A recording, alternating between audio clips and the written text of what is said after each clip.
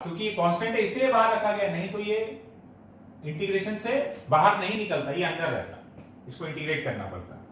तो इंटीग्रेशन से बाहर निकल गया, कांस्टेंट है। यहां पर भी देखो एक्सेलरेशन को हम लोग इंटीग्रेशन से बाहर निकाल लिए और t को इंटीग्रेट किए t²/2। क्यों? क्योंकि एक्सेलरेशन कांस्टेंट है। तो इक्वेशन ऑफ मोशन के लिए कंडीशन है कि एक्सेलरेशन शुड बी कांस्टेंट। चलते हैं थर्ड इक्वेशन की तरफ।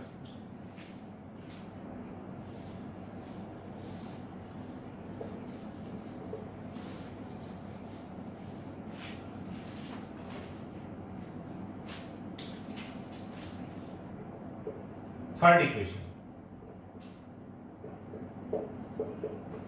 देखो, थर्ड इक्वेशन जो है वो अगर हम लोग याद करें तो कुछ ऐसा है, v² = u² + 2as। यहां पर टाइम का कोई जिक्र नहीं है, वेलोसिटी, एक्सेलरेशन और डिस्प्लेसमेंट आ रहा है।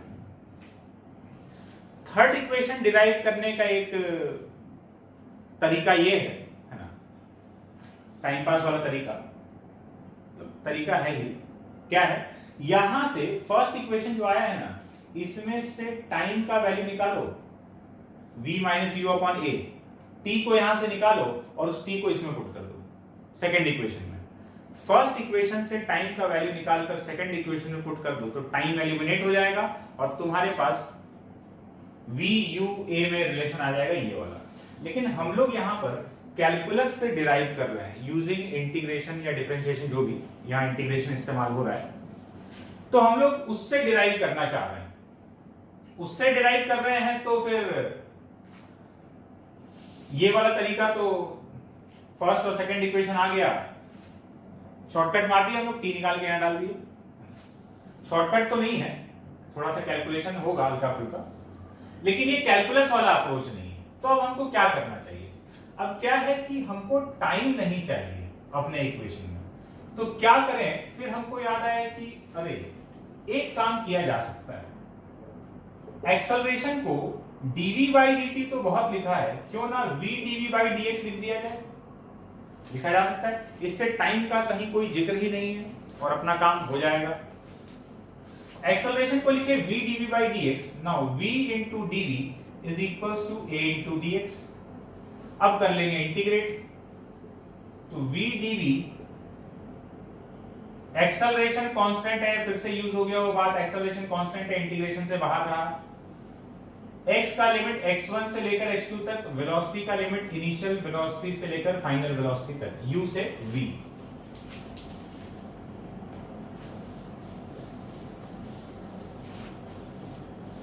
सॉल्व करते हैं इसको। v का integration v²/2 from u to v। ये तो कांस्टेंट है, बाहर रहा, कुछ नहीं है तो यहां 1 है। 1 का integration x from x1 to x2, तो v² upper limit minus lower limit, v² - u²/2 a, upper limit minus lower limit x2 - x1। तो यहां से v² - u², एक मिनट, x2 - x1, ये वाला सामान क्या है? ये तो डिस्प्लेसमेंट हो गया। तो अपना इक्वेशन लिखा हुआ है v² - u²/2 is equals to as, so v² - u² is equals to 2as। कई लोग थर्ड इक्वेशन को इस फॉर्म में भी लिखते हैं, कई लोग u² को उधर ले जाते हैं जैसे हम लेके जा रहे हैं, v² equals to u² plus 2as। ऐसे लिखो ऐसे लिखो, एक ही बात है। तो ये आ गया अपना थर्ड इक्वेशन ऑफ मोशन। तो इक्वेशन ऑफ मोशन को कैलकुलस के थ्रू हम लोग डिराइव कर लिए, तो जो इस चैप्टर में हम लोग सीखे उसका हम लोग को इस्तेमाल देखते जा रहे हैं। ठीक है, बात क्लियर है? ठीक है, तो अब हम लोग चलते हैं आगे। हम लोग डिफरेंशियल इक्वेशन को सॉल्व करना सीखे और उससे हम उसको फिजिक्स में भी अप्लाई कर पाए। मोशन के जो वेरिएबल्स है, कौन कौन, पोजीशन, वेलोसिटी, टाइम, एक्सेलरेशन, उन सबको हम लोग आपस में रिलेट कर पा रहे हैं। एक दिया हुआ है तो दूसरा फाइंड कर पा रहे हैं। इक्वेशन ऑफ मोशन भी डिराइव कर ली।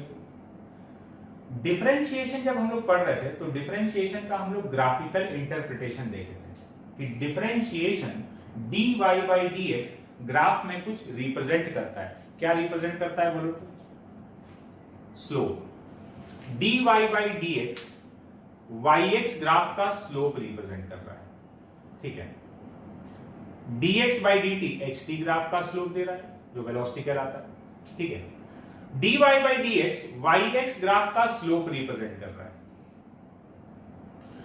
तो वैसे ही इंटीग्रेशन भी ग्राफ में कुछ रिप्रेजेंट करता है। तो हम लोग अब इंटीग्रेशन के ग्राफिकल इंटरप्रिटेशन की तरफ चलते हैं कि ग्राफ में अगर हम लोग इंटीग्रेट कर रहे हैं इंटीग्रल y dx, तो ग्राफ में वो क्या चीज शो कर रहा होगा।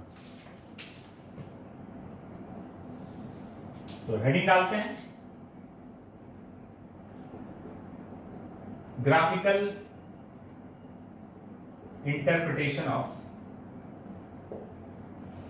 इंटीग्रेशन।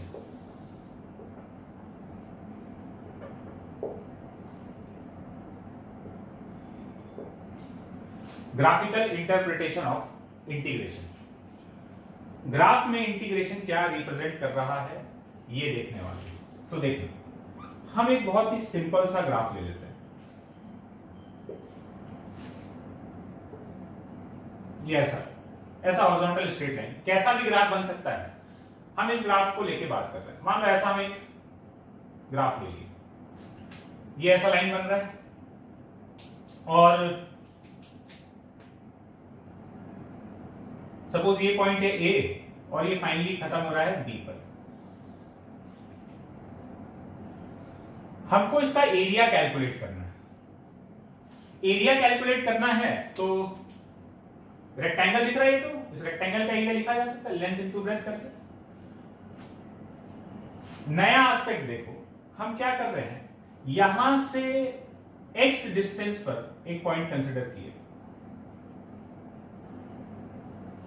ये x, इस पर y का वैल्यू है कुछ, सपोज y है, और इससे थोड़ा सा आगे, एकदम जरा सा आगे, कितना dx डिस्टेंस आगे एक और पॉइंट लिए, तो ये x प्लस dx हो गया। इन दोनों के बीच गैप कितना है, dx, ठीक है। तो हम एक स्ट्रिप कंसीडर किए, इस स्ट्रिप का थिकनेस कितना हो गया, dx। ये पॉइंट x है और ये पॉइंट x प्लस dx है, तो ये गैप कितना हो गया, dx।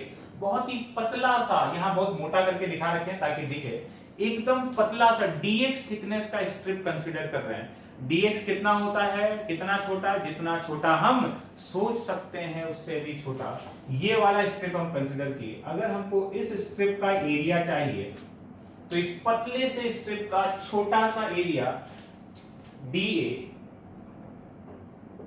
ठीक है। पतले से स्ट्रिप का एकदम नन्हा सा एरिया, छोटा सा एरिया कितना हो जाएगा, इसका हाइट हो गया y और इसका ये विड्थ हो गया dx और ये y, तो इसका एरिया हो गया y इंटू dx, इस पतले से स्ट्रिप का एरिया। अब अगर हमको ये पूरा एरिया चाहिए, ये पूरा एरिया चाहिए, तो हम क्या करेंगे, हम ऐसे सारे पतले पतले स्ट्रिप्स का, जो यहां से यहां तक बन रहा है, ऐसे सारे स्ट्रिप्स का एरिया ऐड करते जाएंगे। ऐसे सारे स्ट्रिप का एरिया ऐड करना है, तो ऐड करना है तो क्या करना है, इंटीग्रेट करना है ना, क्योंकि ऐसे बहुत छोटा, ये बहुत छोटा क्वांटिटी है, बहुत छोटे छोटे क्वांटिटीज को अगर हम ऐड करेंगे तो वो एडिशन, इंटीग्रेशन हो जाएगा और ये हमको टोटल एरिया दे देगा। डी जोड़ते हुए क्या आ गया, पूरा इस ग्राफ के अंदर का एरिया, तो total area integral y dx। और कहां से कहां तक, पहला स्ट्रिप कहां से कंसीडर करना चालू करेंगे, x कहां से कहां तक वैरी कर रहा है, a से लेकर b तक, तो वही लिमिट हम पुट कर देंगे a से लेकर b तक। तो ये आ गया इंटीग्रल y dx। और ये क्या रिप्रेजेंट कर रहा है, ये रिप्रेजेंट कर रहा है, this is area under yx graph. y और x के बीच में जो ग्राफ बन रहा है, उस ग्राफ का एरिया ही हमको ग्राफिकली इंटीग्रल y dx से मिल रहा है। तो इंटीग्रेशन ग्राफ में एरिया रिप्रेजेंट कर रहा है। अब एक चीज समझना, x का लिमिट a से लेकर b तक है, a से लेकर b तक, तो जब भी हम लिमिट पुट किए तो हम इंटीग्रेट करने के बाद क्या करेंगे, upper limit minus lower limit. ऐसा करने का मतलब ये है, जब हम upper limit minus lower limit कर रहे हैं, पहले b पुट करेंगे, फिर माइनस a पुट करेंगे, माइनस करके a पुट करेंगे, तो उसका मतलब ये है कि जब बी पुट किए तो यहां से लेकर यहां तक का सारा स्ट्रिप ऐड कर लिए, यहां से यहां तक का एरिया, 0 से बी तक का एरिया माइनस 0 से ए तक का एरिया, तो ये वाला मिलेगा। तो वही upper limit minus lower limit इसलिए करते हैं।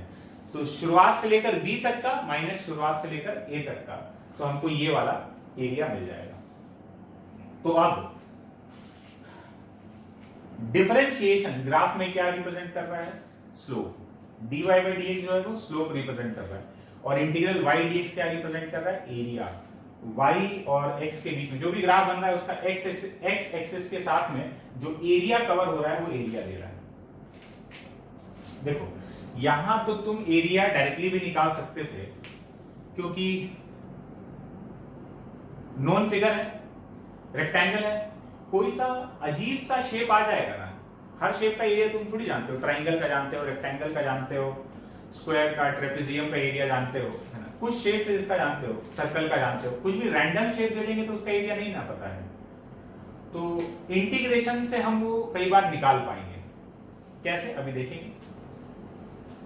किसी भी कर्व का इक्वेशन दे देगा, तो जब तुम इंटीग्रेट कर रहे होगे मतलब बेसिकली तुम उसके ग्राफ के अंदर का एरिया निकाल रहे होगे, तो इंटीग्रेशन का ग्राफिकल रिप्रेजेंटेशन हो गया एरिया।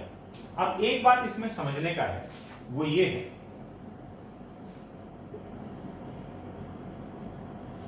जब तुम इससे कैलकुलेट करोगे ना तो कई बार तुमको ये पॉजिटिव भी मिलेगा और कई बार ये नेगेटिव भी आएगा। एरिया तो हमेशा हम लोग सीखे पॉजिटिव ही होता है, ठीक बात है, एरिया हमेशा पॉजिटिव ही होता है। ये वाला चीज पॉजिटिव नेगेटिव दोनों आ सकता है। कैसे? मान लो तुम्हारा ग्राफ ऊपर बन रहा है, ग्राफ ऊपर बन रहा है तो तुम्हारा y जो है यहां पे पॉजिटिव है, और अगर ग्राफ नीचे बन रहा है तो इस केस में y तुम्हारा क्या है? नेगेटिव है। तो y अगर पॉजिटिव है तो ये क्वांटिटी पॉजिटिव आने वाला है, और अगर ये ग्राफ नीचे बन रहा होगा तो y नेगेटिव हो जाएगा। यहां y नेगेटिव डाल देंगे तो तुमको ये नेगेटिव में ये क्वांटिटी शो कर रहा होगा। अब नेगेटिव में शो करने का मतलब तुम समझ लो क्या है।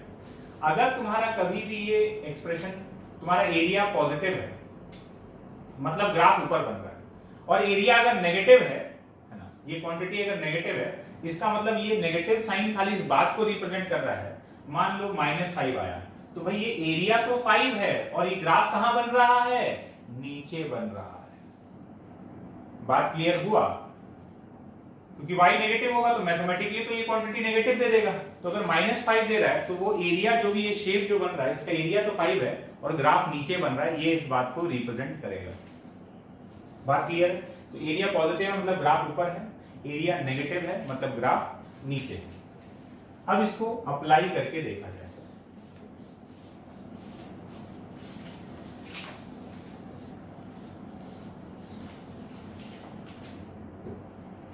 उसके पहले एक बार एक चीज याद कर लेते हैं हम लोग, एक छोटा सा रिवीजन मार लेते हैं कि भाई dy बाई dx क्या दे रहा था? Graphically slope of y graph, d2y upon dx square graph में क्या दे रहा है? Rate of change of slope of y graph, d2y by dx square rate of change of slope of y graph, और इंटीग्रल y dx क्या दे रहा है? Area under yx graph. इन दोनों पे तो हम लोग बात कर चुके हैं, अभी इस पर है एरिया अंडर yx ग्राफ ये रिप्रेजेंट कर रहा है। ठीक है, तो इसको जरा अप्लाई करके देखा जाए। हटा दें इसको।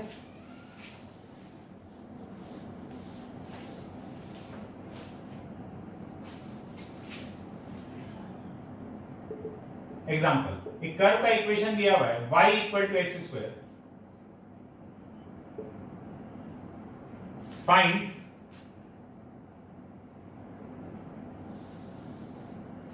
एरिया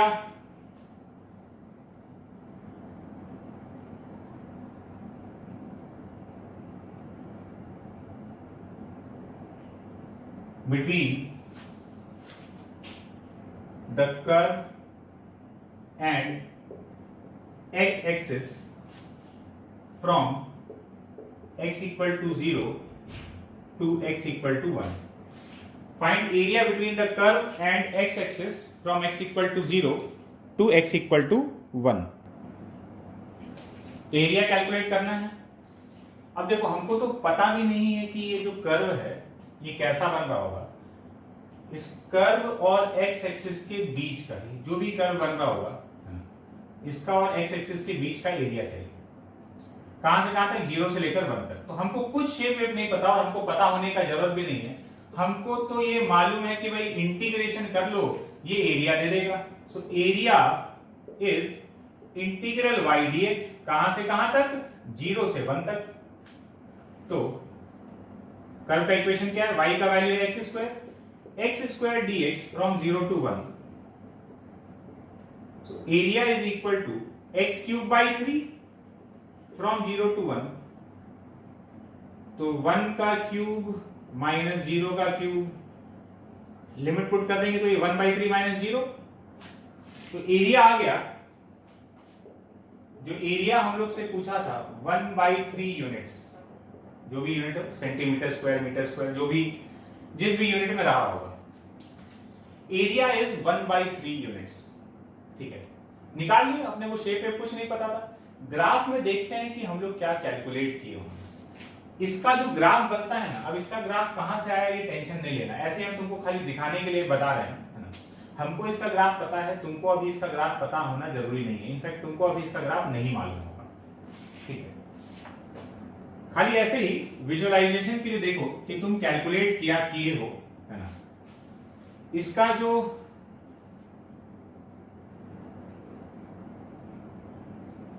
ग्राफ है y equal to x square का ग्राफ कुछ इस टाइप का बनता है। तो तुम इस ग्राफ और x एक्सिस के बीच का एरिया ये हो गया 1, ये तुम कैलकुलेट किए हो 0 से 1 तक का ये एरिया। क्या ये पोर्शन ट्राइंगल है? क्या ये पोर्शन ट्राइंगल है? नहीं, ये और ये तो स्ट्रेट लाइन है, ये तो कर्व है। तो ये जो पोर्शन है ये कुछ इस टाइप का बन रहा है।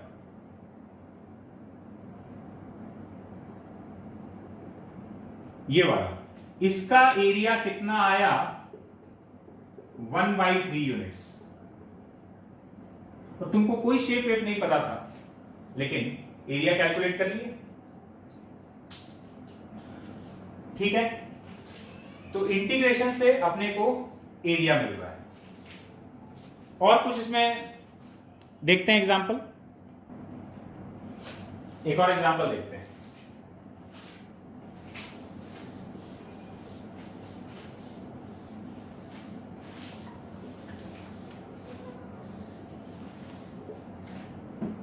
सपोज एक ग्राफ दिया हुआ है या एक इक्वेशन दिया हुआ है,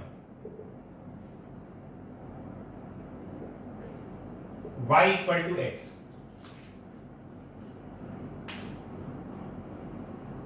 ये स्ट्रेट लाइन का इक्वेशन है बेसिकली। कैसे पता? हमको तो पता है। एक चीज ऐसे चेक करके देख सकते हो, इसको जब डिफरेंशिएट करोगे dy by dx, तो dy by dx तुम्हारा 1 आ जाएगा। dy by dx कांस्टेंट है, हर जगह स्लोप आ जाएगा। कांस्टेंट है मतलब स्ट्रेट लाइन है। याद करो जब स्लोप का बात कर रहे थे। ठीक है, y इक्वल टू एक्स है। Find area between the curve, जो भी कर्व बन रहा है, चाहे स्ट्रेट लाइन बन रहा है, इन जनरल कर्व बोल देते हैं। फाइंड एरिया बिटवीन द, या graph area between the graph and x-axis from x equal to 0 to x equal to 2. x equal to 0 to x equal to 2. Area निकालना है। Area is equals to integral y dx। सीधा हम लोग तो integrate कर देंगे। y कितना? x के बराबर है, तो x dx from 0 to 2। So area is integral इसका इंटीग्रेशन x²/2, कहां से कहां तक, फ्रॉम 0 to 2, तो upper limit minus lower limit, तो 2 का स्क्वायर बाई 2 माइनस 0 पुट कर देंगे तो 0, तो ये आ गया 2। Area is 2 units.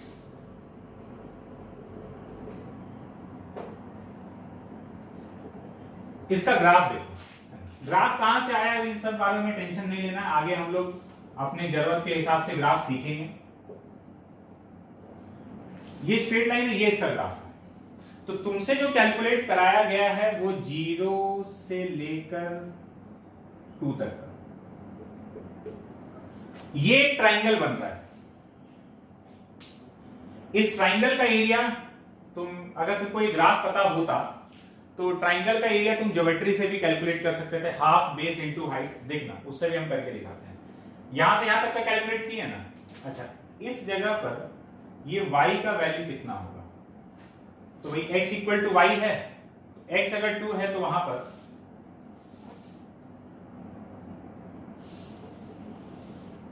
ये ग्राफ कहां से आया इसके बारे में नहीं सोचना। मान लो ये ग्राफ दे दिया है तो बात कर रहे हैं। x इक्वल टू 2 पे y इक्वल टू भी 2 होगा, मतलब ये 2 है। तो इस ट्राइंगल का area half base into height, half base भी 2 है, हाइट भी 2 है, तो 2 इंटू 2 कितना आ गया इसका एरिया, 2। वही अपने को इंटीग्रेशन से भी मिल रहा था। बात क्लियर है? ठीक।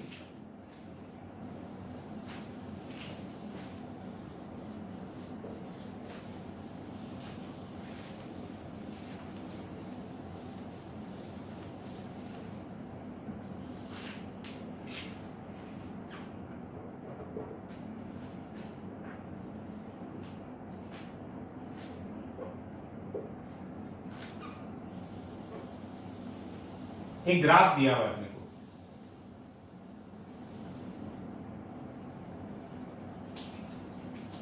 ये हो गया 0, दिस इज 4,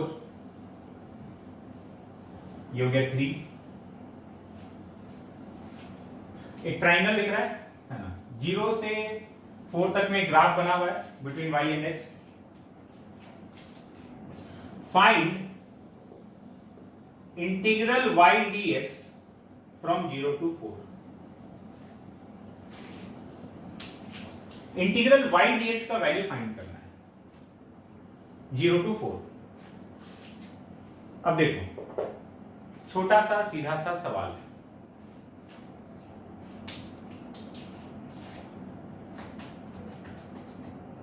तुमसे इक्वेशन देकर, कोई भी इक्वेशन देकर एरिया पूछ रहा था, एरिया पूछा तो इंटीग्रल y dx, ये इसके बराबर है, ये दोनों इक्वल है, तो ये कैलकुलेट करना है या ये कैलकुलेट करना है, एक ही बात है। तो अगर हमको एरिया कैलकुलेट करना है मतलब इंटीग्रल y dx कैलकुलेट करना है, या इंटीग्रल y dx कैलकुलेट करना है मतलब एरिया कैलकुलेट करना है, तो ये जो चीज पूछा गया है integral y dx from 0 to 4, ये बेसिकली क्या है, ये एरिया ही तो पूछा जा रहा है इनडायरेक्ट वे में। Integral y dx from 0 to 4, तो 0 से 4 में ये जो ग्राफ है इसका एरिया, ये पूरा एरिया, तो ये कितना हो जाएगा, ये ट्राइंगल है, half base into height, height है इस ट्राइंगल का 3 और बेस है 4, तो ये एरिया है। तो half base into height, triangle बन रहा है इसलिए, कोई और शेप बन रहा होता तो फॉर्मूला अलग हो जाता। तो इसका वैल्यू हो जाएगा हाफ, बेस का वैल्यू 4 और हाइट 3, तो ये आ गया 6 यूनिट्स। तो integral y dx from 0 to 4 का वैल्यू 6 के बराबर है। अगर हमको बोलता कि find integral y dx from 0 to 2, 0 to 2 मतलब यहां से यहां तक नहीं चले जाना है, फिर आधे का ही एरिया बताना था। तो एरिया पूछे तो y dx पूछे तो एरिया, एक ही चीज है दोनों ग्राफ में, है ना। तो इंटीग्रेशन ग्राफ में क्या रिप्रेजेंट कर रहा है, एरिया रिप्रेजेंट कर रहा है। लेकिन अब इससे हमको क्या फायदा, हमको इससे क्या बेनिफिट मिल रहा है? तो हमको तो इससे बेनिफिट मिल रहा है। क्या मिल रहा है ये समझते हैं। हम लोग फिजिक्स में इसको कैसे इस्तेमाल कर सकते हैं वो देखो, समझना आप बात को।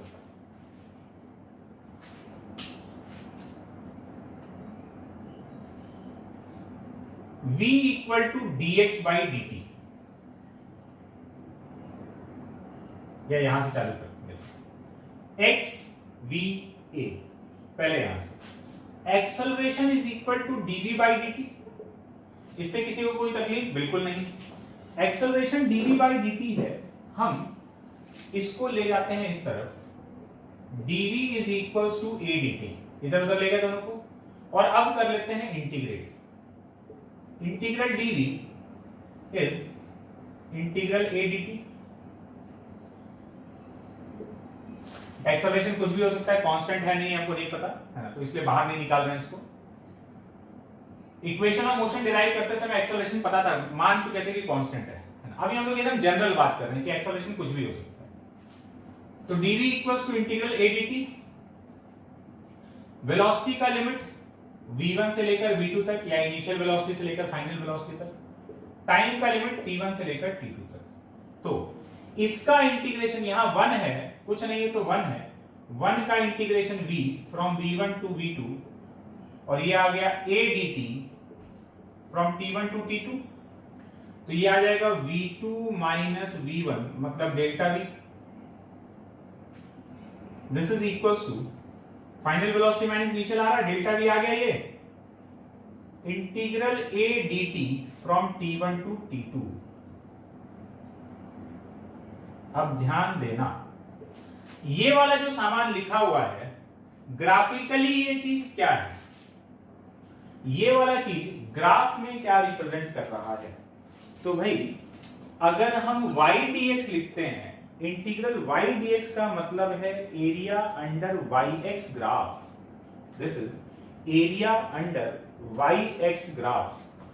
अगर इंटीग्रल a dt लिखेंगे तो यहां क्या था, area under yx graph. This is area under a t graph. Integral v dt लिख देंगे तो area under v t graph. तो ये सामान क्या है, ये है, ये वाला जो चीज है, this is area under eighty graph. Acceleration time graph का एरिया रिप्रेजेंट कर रहा है, और इससे मिल क्या रहा है, ये किसके बराबर है, ये क्या लिखा हुआ है, ये लिखा हुआ है change in velocity. Area under eighty graph. अगर कोई तुमसे पूछ ले कि एटी ग्राफ का एरिया क्या देता है और तुम बोल दोगे वेलोसिटी, तो तुम साफ हो जाओगे, क्योंकि area under eighty graph velocity नहीं देता है, वो क्या देता है, चेंज इन वेलोसिटी देता है। ध्यान रखना, एक्सेलरेशन टाइम ग्राफ का area change in velocity. Limit put करोगे तो v2 माइनस v1 बनेगा यहां पर। बात क्लियर है क्या? चलते हैं आगे।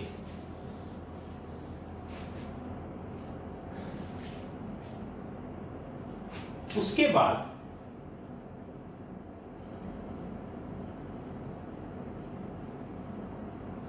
v को हम लिख सकते हैं dx बाई dt। तो dx is equals to v dt।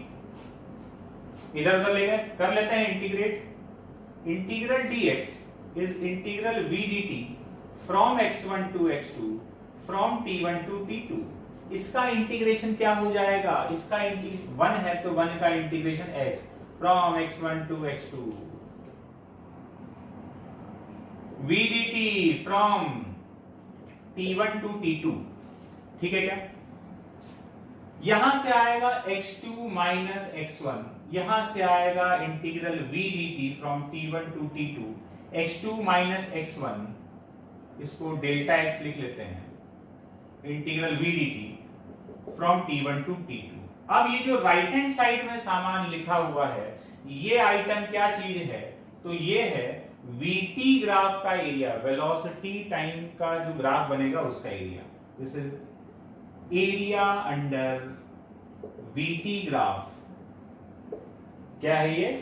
Area under VT graph. और ये किसके बराबर है? डेल्टा एक्स मतलब चेंज इन पोजीशन, और इसी चेंज इन पोजीशन को हम लोग एक शब्द में क्या बोल देते हैं? डिस्प्लेसमेंट। बात समझ में आया?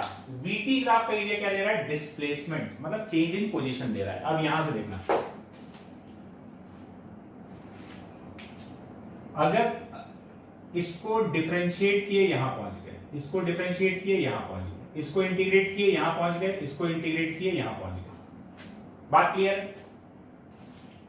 डिफरेंशिएशन मतलब स्लोप, इंटीग्रेशन मतलब एरिया। डिफरेंशिएशन मतलब स्लोप, इंटीग्रेशन मतलब एरिया। अगर xt ग्राफ दे रखा है, पोजीशन टाइम ग्राफ, तो डिफरेंशिएट करके वेलोसिटी पहुंचे, तो xt ग्राफ का स्लोप वेलोसिटी, vt ग्राफ का स्लोप एक्सेलरेशन। डिफरेंशिएशन मतलब स्लोप। उल्टा आएंगे, इंटीग्रेट करेंगे तो at ग्राफ, अगर at ग्राफ है तो उसका एरिया, नहीं, वेलोसिटी नहीं, चेंज इन वेलोसिटी। इंटीग्रेशन में जो मिल रहा है वो क्या मिल रहा है? Change in velocity. AT graph का area change in velocity, VT graph का area change in position. Change in position को हम लोग डिस्प्लेसमेंट बोल देंगे। इसको इंटीग्रेट करोगे तो क्या मिलेगा? Change in velocity. इसको इंटीग्रेट करोगे तो change in position.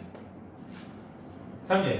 xt graph का स्लोप वेलोसिटी, vt ग्राफ का slope acceleration, acceleration time graph का एरिया, at ग्राफ का area change in velocity, vt graph का एरिया चेंज इन पोजीशन मतलब displacement. तो अब at ग्राफ और vt ग्राफ का जो एरिया है, एरिया हम लोग को कुछ कुछ क्वांटिटी, फिजिकल क्वांटिटी रिप्रेजेंट कर रहा है। तो ये इंटीग्रेशन जो एरिया रिप्रेजेंट करता है, इसका हम लोग फायदा उठा लिए। क्या? at ग्राफ अगर दे रखा होगा तो उसका एरिया जो है वो चेंज इन वेलोसिटी दे देगा। vt ग्राफ दे दिया होगा तो उसका एरिया क्या दे देगा? चेंज इन पोजीशन मतलब डिस्प्लेसमेंट दे देगा। अप्लाई करके देखते हैं इसको, क्वेश्चन सॉल्व करते हैं इससे।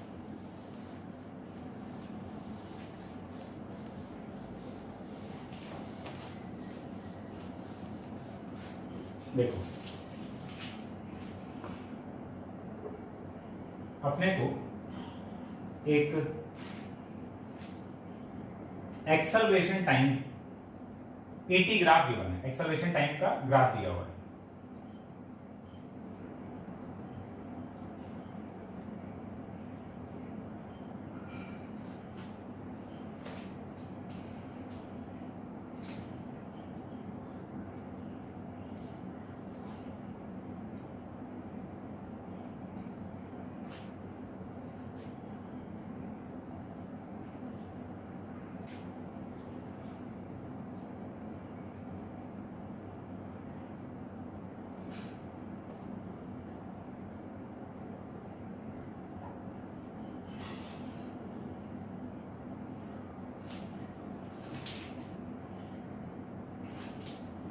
ये एक पार्टिकल का acceleration time graph,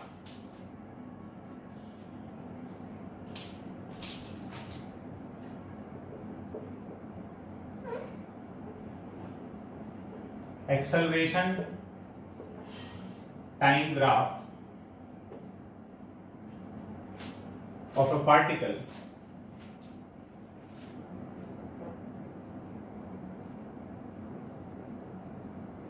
moving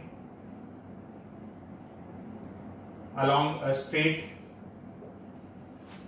line is given.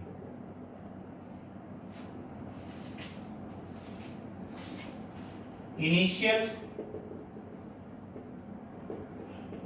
velocity of the particle is 2 meter per second. Find initial velocity of the particle is 2 meter per second. Find first velocity at t equal to 2 second. Solve करते हैं। 2 second पर इस जगह पर velocity पूछा है, ठीक है।